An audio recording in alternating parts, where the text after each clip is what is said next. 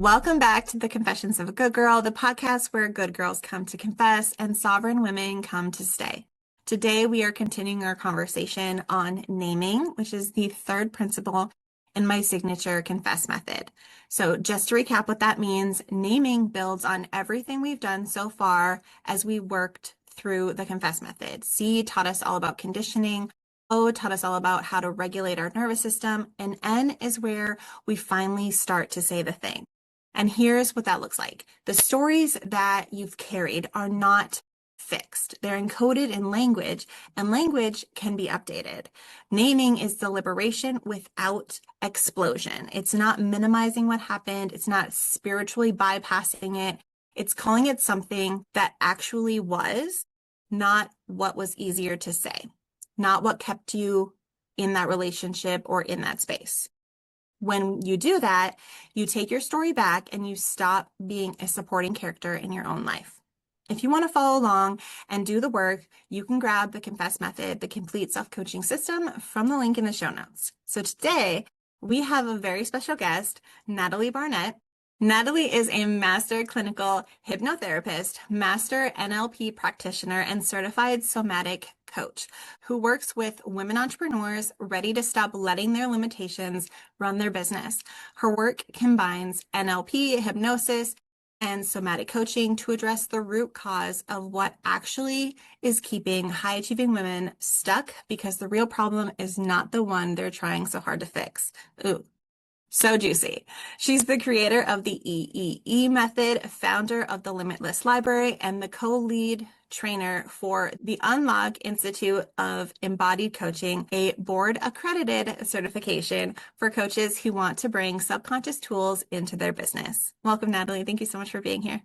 I'm so excited to be here. Thank you. I love your method, by the way. I think it's so brilliant, and the way that you've laid it out is just so great to follow along. So your viewers, your listeners are so lucky to have you.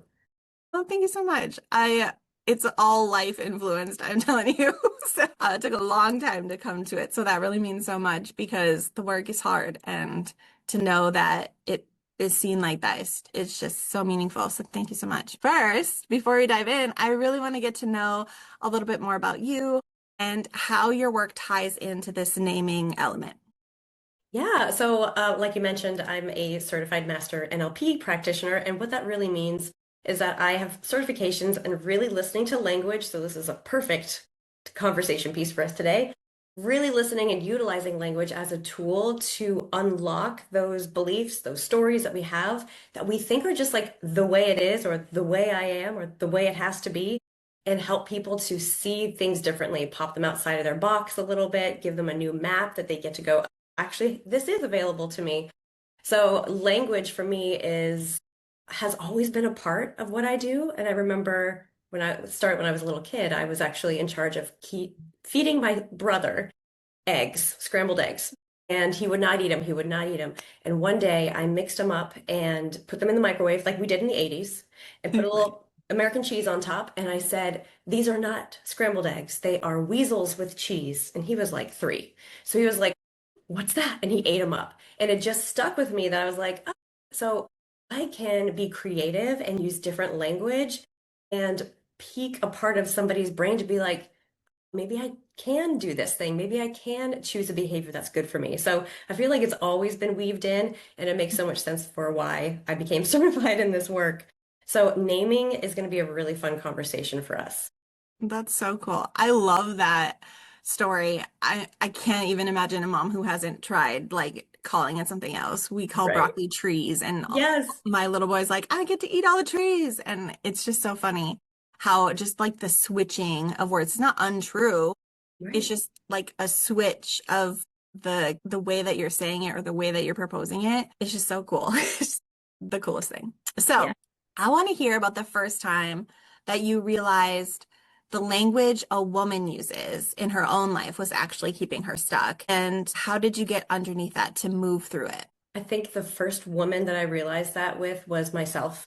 And we say this a lot when we're, talking about NLP and coaching and teaching other people NLP, is that you're going to be the first person that gets to benefit from this. But literal words are the best thing. So words are 7% of communication, which is not nothing. It's still important, but it's also your tonality, the way that you're using your voice and your physiology, the way that you're moving your body. So that's why texting is not the most reliable, mode of communication for people. But when you listen to the words that people use, should, can't, or this or that. This means that. I can't have. Good girls don't, right? Like you kind of hear that language, and it just points people points me. It just alerts me to be like, okay, well, who told you that? When did you decide that? And that just kind of starts to, have them go through their history and their brain and their mind and be like, I don't know, actually. Or I think my mom used to say this all the time, or I heard this in church or wherever, like growing up. And so when I started to apply it for myself, I started to realize things like I would think thoughts like, well, must be nice. Like, oh, good for you. I can't do that, or who does she think she is? And my judgment of other people and with those words and the thoughts I was thinking cued me in when I finally knew what I was doing. I just thought it was just the way it was. When I finally realized what I was doing, when I became certified in these tools, I was like, I'm literally keeping myself in the box that I came in.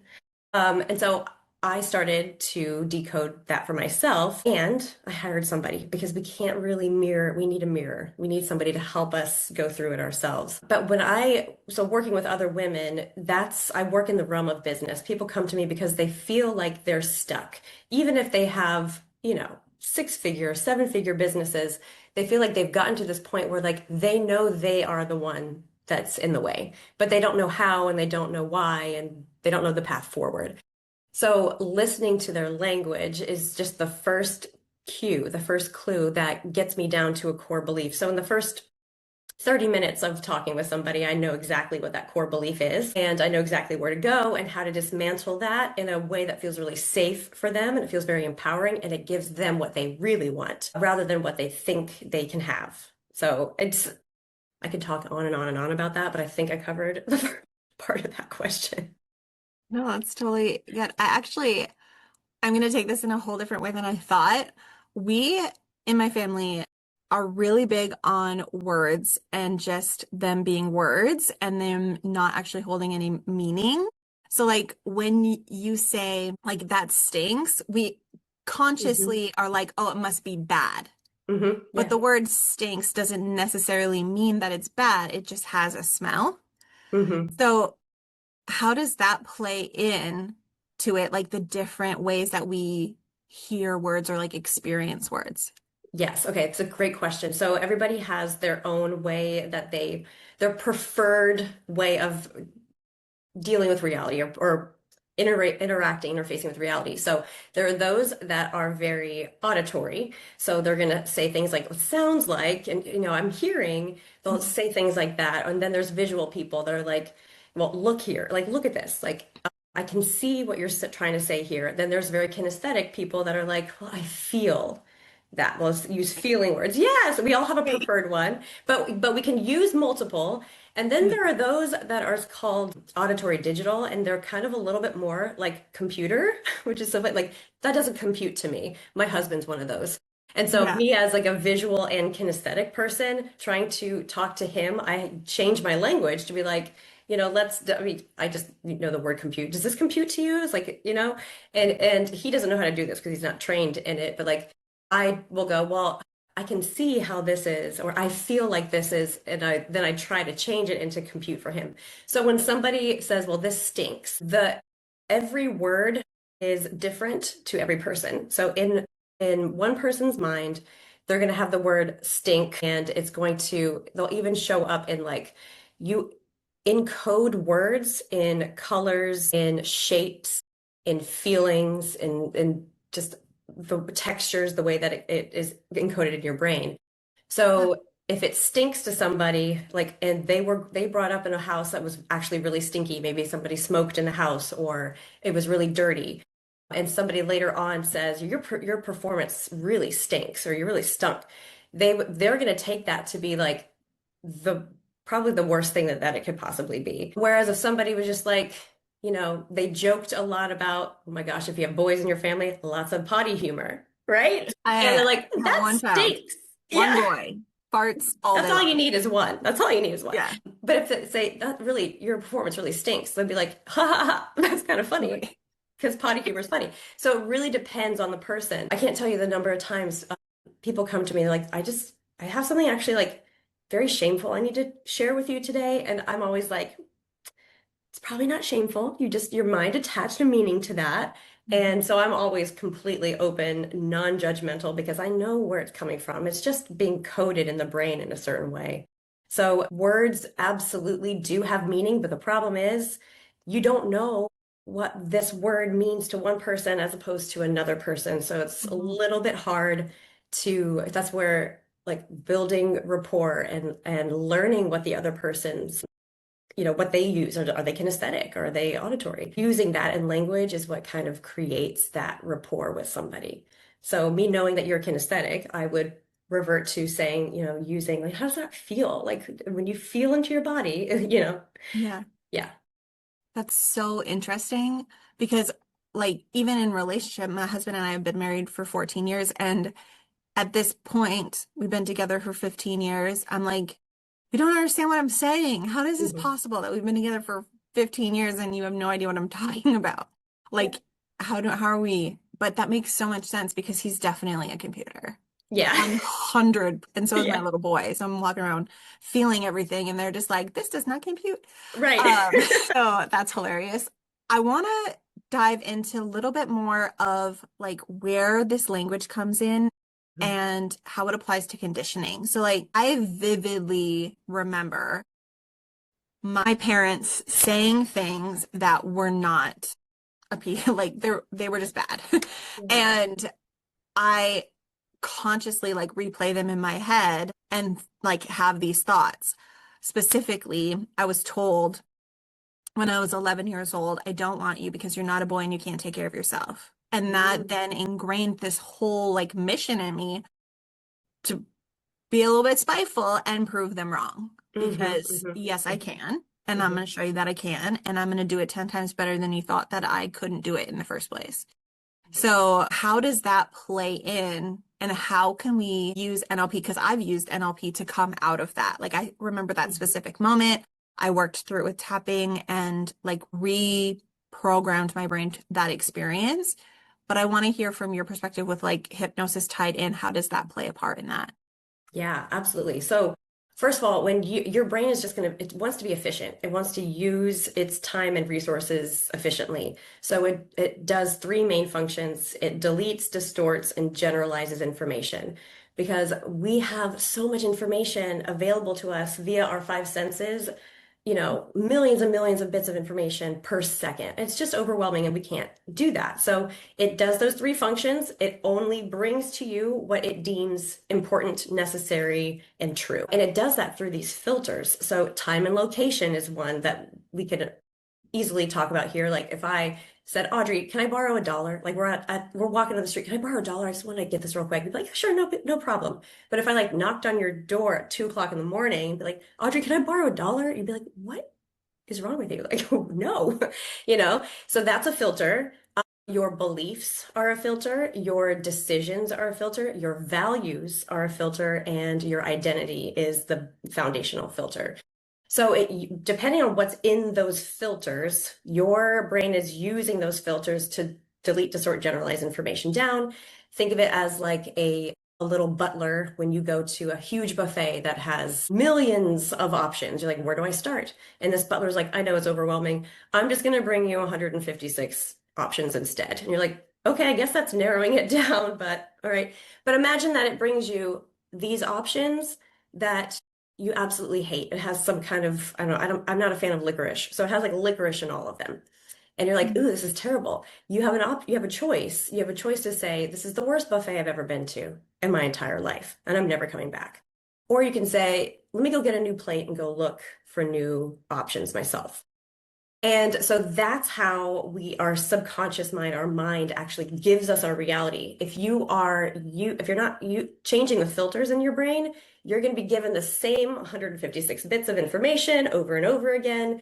And your identity, your reality never changes. So through hypnosis, through NLP, we're able to actually change the filters in your subconscious mind, those beliefs, those decisions you've made about yourself.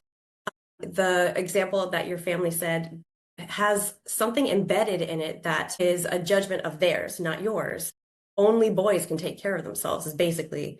So I don't want you because you're a girl and you can't take care of yourself. So only boys can take care of themselves. So of course you're going to start looking for evidence of that. And you're going to be like, absolutely not. Even if it drives me crazy, I'm going to go and find opportunities for me to prove them wrong. We could shortcut that and be like, their premise is completely untrue. There's absolutely no need for me to prove anything wrong here. That might not feel safe to you in the moment. And that's where hypnosis comes in, because we have that bouncer in our mind. So have you ever done like affirmations in the mirror and you're like, or you've been told to be like, I'm a millionaire. I have, you say all these things and there's a part of you that's like, no, you're not. You're lying to yourself. That's the critical faculty in your mind. And it lives between your conscious mind and your subconscious mind. Your subconscious is like 95% of your brain here. So with hypnosis, what it does is it goes into that critical faculty, and it's kind of like makes it feel at ease, helps it to kind of be distracted by other things and get into a more focused awareness and something kind of like fall asleep a bit. So then the positive affirmations, the suggestions can actually sneak into the club behind the bouncer and have a party and change those filters that are underneath the surface. So by using hypnosis, you're actually getting into a very focused awareness state that will then allow you to relax and have new suggestions that, because I know you and I would be in, like if I'm coaching you, I would be in so many conversations with you and I would know exactly what you want instead. I'm going to give suggestions to your subconscious mind for what you want, not for what I want for you, but for what you want. And so it's going to be like, oh yeah, I can see how this is true. Your subconscious mind just wants to please you. It just wants to keep you safe. It's just whatever is known is safe and it's going to keep you there no matter what. And until you give it so it can feel relaxed and safe to give it new suggestions, it's going to keep repeating those things over and over again. So hypnosis is a hugely powerful tool. I absolutely love tapping as well because it does help with naming, right? You start with naming the thing. You say it out loud, you speak it out, you get it out. It's a very important part of the process. And I kind of like EFT as part of a release, like that's a good release. And then the rewiring comes in with hypnosis, and that's another tool that you can use to rewire, reprogram for what you want instead. That's so interesting. I love this idea of hypnotherapy and hypnosis, but I feel like a lot of women, we have this like picture in our brains of hypnosis being like the post-prom entertainment, and there's like they're driving cars up there and saying like crazy things and quacking like chickens and ducks. Yeah. What does it actually look like in a session? How does it feel to be in that situation and that safety? Yeah, I know we all have that. There was a movie, Office Space, a long time ago that had hypnosis, where he was basically in hypnosis for a long time, and that's not how it works at all. But yeah, when it's after prom and it's on a stage or something, they're gonna call up the people that are like the class clowns, right? Like, yeah, I'll do it. They're already highly suggestive. And they actually send people back who aren't suggestive, like they'll push them back. Your subconscious is highly moral and it will not do anything that it goes against your morals. So just to know that it's highly moral. But what it looks like instead is you've probably been in hypnosis at some point today or in the last 24 hours. If you've ever been scrolling on social media and you lose track of time, you are in a heightened focused state and you're, oh, okay, I lost 30 minutes or an hour, 3 hours, whatever it was. You were in a stage of a phase of a trance. You were in hypnosis. It's a brainwave state. Sometimes, when you've been driving for a while and you are driving down the road and you get to your destination, you're like, I don't remember turning at that light, but here I am. It's in your subconscious mind. It's all embedded in there. So it's that feeling of relaxation and total focus. So if anyone listening, not if you're driving, don't do this if you're driving, but if you just close your eyes and take a few deep breaths in and a few deep breaths out, and you start to feel your feet, and you start to feel your legs, and you start to feel your hands and your shoulders. And just let that energy just kind of go down through your face. Just let yourself relax and focus in on your body. And then you can open your eyes. And that's hypnosis. That's what it feels like. You just are in a relaxed state. And also, I can't make you do anything. So you had to choose to close your eyes and you had to choose to open your eyes. And so, yeah, hypnosis feels like relaxation. It feels like meditation, except it goes a little bit deeper. And there are different brain waves that you go through. So it just feels like a nice relaxation that you can hear everything I'm saying.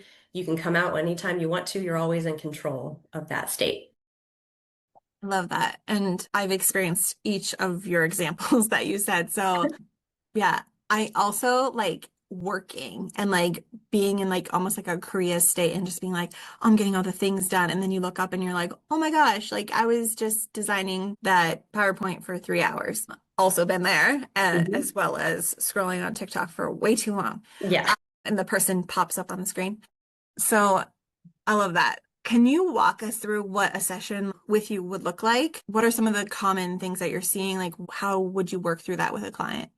Okay, so it's probably better if I use like an example, a client example. I had a client that came to me, like a upper six figures. She's doing, anybody would look at her and be like, amazing. Like she's just so successful. And she was like highly, but she felt so overwhelmed. Her story was, I don't have time.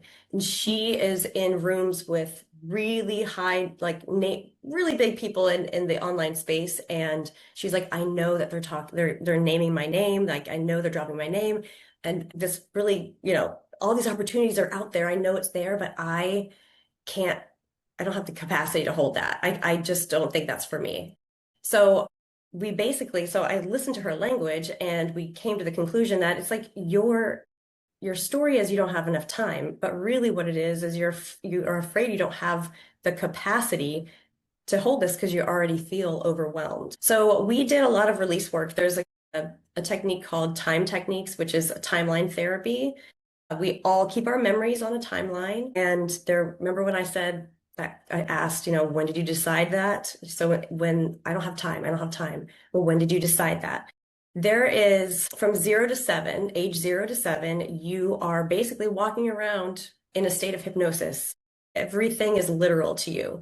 Money doesn't grow on trees. Boom. Rich people are evil. Boom. True. We don't have time. We don't have time for that. Keep going, move faster, whatever. All of those become like Bible to you. Like that is true. Mhm. And so in timeline therapy and time techniques, we actually go back to the first time you decided this limiting decision, or this first time you ever felt the emotion of fear, for example. We go back because your brain is holding on, your brain and body are holding on to the fear, the anger, the guilt, the shame, because it thinks it's helping you in some way. It's getting something from that. So what we want to do instead, because we don't want to hold on to those destructive emotions because they are unhealthy for you. They cause disease in the body. So what we want instead is to gather the wisdom from that event. And in order to do that, we don't have to go and relive it. We just need to be above it and listen to our subconscious, bring up what the learnings are from that event instead. So we extract the learnings from that. And when we have those learnings, it allows that fear, guilt, shame, whatever it is, or that limiting decision to be released. And just like when you line up dominoes and then you knock one over and it goes all the way down, it releases all the fear, all the guilt, all the shame, releases that stuck decision that you made when you were younger, all the way through your timeline. And when you come out of that, you have beautiful learnings from your subconscious mind, and you don't have that stuck chronic emotion anymore. And we've essentially created a bit of a hole there. There's nothing there. So we don't want to leave a hole. We want to fill that with something empowering. So the next step would be to go in with hypnotherapy and actually be like in this state of relaxation where you are feeling, and me personally would use all that language that I got from your beautiful subconscious mind. I would put that in there and walk them through what it would look like, feel like, sound like, compute like. All I'm using all of those submodalities for all of my different kinds of learners, and creating a very rich experience, almost like a visualization, and using specific ways of tonality and words. I'm going to implant them into your subconscious for what you really want. And so when we come out of that hypnosis, I actually will record that and give it to you, and you're going to listen to it, over 21 days or so, and just let that reprogramming continue to go. I will follow up with you on Telegram. We're going to talk through, because even on Telegram, I can hear you speaking to me, and I'll be like, I'm hearing a little belief here. What if it could look like this? Let's try this. And just by talking, I can help unwind some things. So my process is 6 sessions of going through that. But yeah, that way you are releasing. Think of it as like going to a dentist for a filling. If you have a cavity, the dentist doesn't say, yep, there's a hole in your tooth, let's fill it up.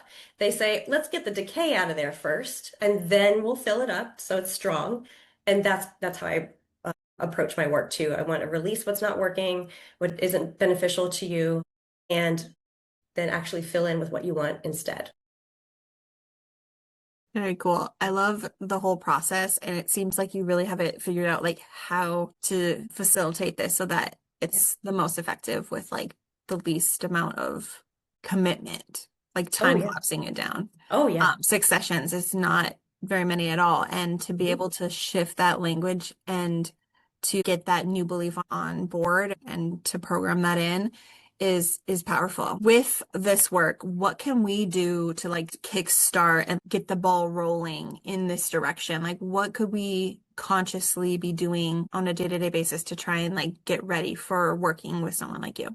Oh my gosh, it's such a good question. I think, well, your listeners, your viewers, they are probably already ahead of the curve because they listen to your podcast. So keep listening to the podcast. But then also, I would just say like that awareness is important. You need to have the awareness. So when you hear words come out of your mouth, or you hear thoughts repeating in your mind, like I challenge you to just keep track of your thoughts for one day. You're going to be amazed by what you're thinking there. And just question, like, when did I decide that? Is that really true? Is that my belief? And most importantly, like, if that weren't true, what might change in my life?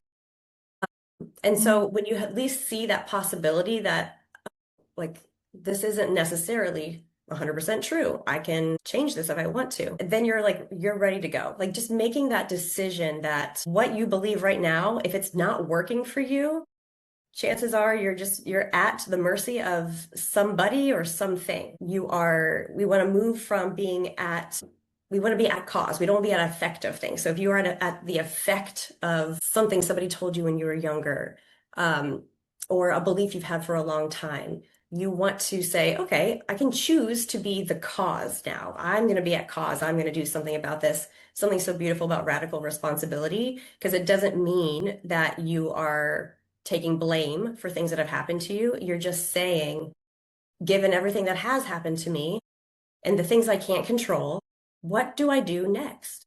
It gives you that empowerment and freedom to make the next right choice. And from there, like honestly, just find somebody that is certified in the work. That is very important. There's a big difference, like find an NLP practitioner who's been through certification. The coaching industry is not regulated, right? So we just want to make sure when you're trusting your brain with somebody. But yeah, I think just building that awareness and questioning it is a great first start. I love that. Two things that you said specifically the most. One, the first, what is possible here? I love me a good possibility. And that mindset change from that being stuck in this is just what it is, this is my circumstance, to what could be possible here if I made a different choice. So good. And then fully agree with everything you said about self-responsibility. Such a big factor. And exactly like you said, it's not about taking all of the responsibility for everything that happened. That's a very good girl mentality of just Right. like, put it all on me, I'll carry the whole world and we'll just move along. No, it's really that, okay, now we're here. How do we move forward? And that being that question of possibility. So beautiful. I love it so much. So what in this subconscious work or this hypnosis work or NLP work that you are in doesn't get said loud enough? Like, what's the thing that you wish someone would just have told you sooner, or that you wish would be louder in the industry? Oh man. Okay. So I honestly think, and this is my life's work, is that the only reason why you think you can't do something is because you've been told that, you were handed that. If you really want something with your conscious mind, but it hasn't happened yet, you've tried all the things, you have to go into the subconscious mind. That's the only thing holding you back. And I believe God, universe, source, whoever you are connected to, they are that your subconscious is the direct conduit to that. Your body, your nervous system, your subconscious, they all work together to express who you came here to be. So if it has been, I'm talking to the person who's like, I really just don't think it's for me. Like I tried. You did try, and you have done the best that you can with the resources you have available to you at the time. There is more for you. There are tools that can actually get you to believe fully that you can do this thing that God put on your heart. There is so much more for you. Like I'm getting chills saying this, and I'm hoping the words are coming through, or maybe the tonality of my voice will do it. Your subconscious mind is the key to unlocking all of that. And when I talk to my, friend and the founder of the Unlock Institute, Brittany Hybor, she and I are really convicted on this. Like if there was anywhere that the enemy would put any kind of time and effort and blocks in, he would do it in your subconscious because you would believe it without even knowing you were believing it. 100%, yeah. So we've got to get in there and just please don't give up. Do this work. It will help you to unlock everything that you know you're here to do. Yes, absolutely. And I've said it before, I'll say it again, 100 million times over. If this did not hit right now, come back and listen to it again in 6 months. Go back to different works that you've done in the past and try them again, because as you evolve and grow and change and expand your mind, different things will hit at different times. I've had so many times where something that I've heard before, I could have given a whole speech on it, and I heard it again and I'm like, oh my gosh, that just hit a completely different way. It just Yeah. hits different when you're at a different level of healing. So if that didn't already motivate you to connect with Natalie or another practitioner, please come back to this episode and listen again in like 6 months, because that was so powerful. How can we begin to rephrase what's landing in real time? Like, as we're going through life, we're noticing all the things, right? We're like, oh, that's hitting here, but almost like we've done that now. We've done that through conditioning. We've done that through overload. We're fully aware. We're noticing the things. Love me some awareness. But what's that one step further of like how we can be like, oh, we're switching that? Mm-hmm.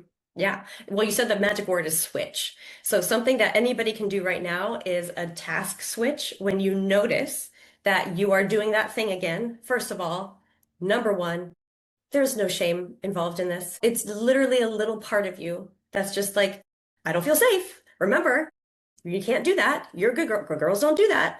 That kind of thing. Just give them, just notice that part of you and be like, oh, honey bunny, I hear you. It's okay. And then you just like say switch in your mind. And if it was, I can't do that, or something that came up, you're like, I can't reach out to that person, or whatever that thing is, just say switch and say something empowering instead. Yes, I can. It's possible that I can. Even if you're not like, I 100% can, it's possible that I can do this. What if I can do that? What if it could look easy? What if it were easy? And just switch and use that language real quick in your mind to switch it to something else. But always hold that compassion within you for that part that's popping up, because they're not going to go away. They're just going to get louder if you try to shut them up. So take them along with you. Like, I'm going to be with you as we do this scary thing, and I love you no matter what happens. So yeah, that's how we can like switch in the moment. It's called a task switch. It's really powerful. That's super cool. I like to think of this as like, how would I actually say this to my best friend? Like, how Yes. would I actually say that to someone that I loved or cared about? Yeah. Because I would definitely not be saying what I'm saying in my head to them, or I would Right. feel like a terrible person. Right. So that's my switch. It's like, how would I say that to someone else? It just feels like a really safe way being the good girl to like put it is how would I put that out into the world? Yeah. Being that's a conditioning that I've had that everything that goes out has to be good and has to be palatable. So Right. how would I actually speak to someone else in this moment and speak to myself like that? But I love Yeah. this idea of this switch. And Mhm. it's just so easy, like, just like, nope, this is what we're Yeah. doing. This is the possibility here. This is the little switch that we can do just to start changing that pattern. So there's a question that I ask everybody that comes on the podcast, and I'd love to wrap up with that question. So, what confession changed everything for you? Okay, so there's been a lot. The confession, I'll use the most recent one. I've done a lot of work and lots of things. Like I used to have a belief that I know I'm never going to quit, but I'm never actually going to be successful either. So I would just do just enough to be like, I'm trying and not fully getting the results that I wanted. But it was just because I had that belief that I'll never be successful. I don't have that anymore. The most recent one, that's an example for me. What the confession was, I really had this belief that I'm very lucky. I have a great husband, fantastic kids. I'm so blessed in that area. And I had a story I uncovered that because I'm lucky in love, I can't have I can't have it all. I can't be wildly successful in my business because that would mean I would have to, you can only have one or the other. And so that confession right there to my own mentor, she's been helping me to move through that, where it's, of course I can. When did you decide that? Probably from watching movies. Like you watch those movies and it's like the woman that she's a high performing, woman, and then but doesn't have a spouse, and then she finds this man, but then she loses her job because you can't have both, and she has to make a choice, and you can't have it all. And so from that conditioning that I had, it was a very powerful confession because now I'm playing in the realm of like, absolutely I can. And I'm seeing that shift so much. Not only can I have it, but as good as it is now with my family, it actually can get better. It's actually getting even better. It can get better and better as your business gets more successful. You're going to get more successful here. So they both go at the same time. So that was the most powerful confession of the past, I would say, 2 months for me. So good. I feel that in my bones. I feel like I have the same confession Yeah, and these are like because, deep, deep things you yeah, wouldn't have thought. I just thought that's the way it was. I didn't think it was like a story I had at all. Nobody would have told me it was a story. yeah, Like, even the movie analogy, I was just like, mhm, yeah, mhm. like we're taught as a society, as a woman, that you can either be a good mother, you can have a career, you can either be a good wife, or you can be a good friend. Like you can't have everything. And I'm really on this journey to have my cake and eat it too. And I Yeah, love that. yes. I love that so much. That might actually be my favorite confession. Like every confession just hits, but that was so good. I love it. I love Um, it. Have your cake and eat it too. That's embedded in our language, right? You can't have your cake and eat it too. How many times have we heard that? Right? No, we can have a our cake lot, and eat it too. Like, what else would you do with cake? I'm curious. Like, why would you have it and not eat it? right? I heard that so much as a Yeah. child. You mentioned like 0 to 7 all Hmm. the time. All Yeah. the time. You can't have your cake and eat it too. Yes, I can. Yes, I Yes, I can. can. It's been something I'm really working on as well. So good. So, how can we stay connected with you? And do you have anything that you're working on right now or that we can work with you on right now that you want us to know about? Absolutely. I am on Instagram a lot. That's my favorite place to hang out. It's just at Natalie Barnett, two T's. And then right now, my favorite place in my personal business is my Limitless library. I have all of my audios in there, all of my hypnosis, tapping, breath work, EFT, somatic meditations. We do challenges in there, we do workshops in there. And so it's a place you can come in, cancel anytime you want to, pay monthly, and really be immersed in this work. So do a little bit of this work every day. It really adds up. I have one-on-one coaching as well. But what I'm so in love with right now is being a part of the Unlock Institute and being the strategic partner and co-lead trainer in that organization because we are bringing board accredited certifications in NLP, time techniques, hypnotherapy, life coaching, success coaching, and more pathways coming soon. So we're about by the time this airs, we'll be almost 50% sold out of our first cohort. So hopefully there's space, and I would love to see people join that, because when I learned NLP, it changed my life, and then I was able to change so many other women's lives as well. So that's what I got going on right now. I love it. I will drop all the links to everything in the show notes so you can connect with Natalie and be a part of every single one of the things that she mentioned. And next, let's pull today's card. Yay, I'm excited. So every episode, I pull a card, and somehow it magically, of course, ties into what we're Always. talking about. Yes. So, my goodness. The card that dropped was the Venom. If you are on YouTube, you can see the card. If not, go to the show notes, and the card, as well as all the details and the deck link, will be available in the show notes. And next week, we are continuing our conversation on naming, so be sure to subscribe so you don't miss the next episode. New episodes drop every Thursday. And if you want to follow along as we dive deeper into the Confess method, again, the link is in the show notes. This method was built from years of trial and error and real life experience towards becoming a self-trusting woman who no longer overrides her own truth to feel safe, loved, and chosen. I put everything that I found valuable over a lifetime of work that I've used in one systemized, proven way that actually allows you to time collapse your healing to become the woman who doesn't betray herself for belonging anymore. And remember, we do not confess to be forgiven, we confess to be free. Till next time, bye.